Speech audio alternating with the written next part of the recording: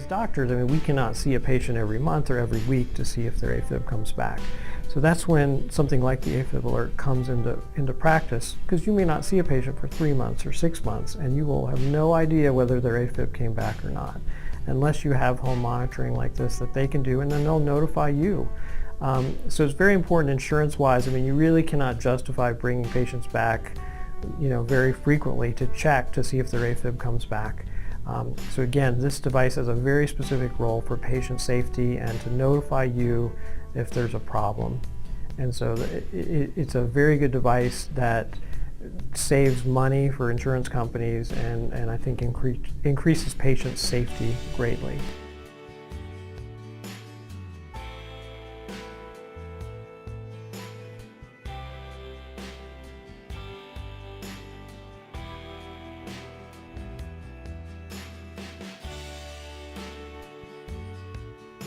I had a patient about 3 or 4 weeks ago that just got an AfibAlert about a month before.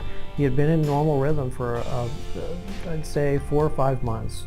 Had sinus bradycardia, rate in the 50s. He felt very well in normal rhythm. He was on amiodarone, which is, I would say, the strongest medication that we have for that. I really had no concern that he was having AFib at all, and we stopped his anticoagulation several months ago. And so he got the AfibAlert. I did recommend it. And then about a month later, when he comes back on his visit, he said, "This thing must be broken." He goes, "It's reading red." So he had downloaded these strips, and he indeed had atrial fibrillation. The device said red, and he had AFib. And he was in normal rhythm when he came back to the office, but he was having long episodes of AFib that we had no idea about. He was on the strongest medicine that we have for AFib.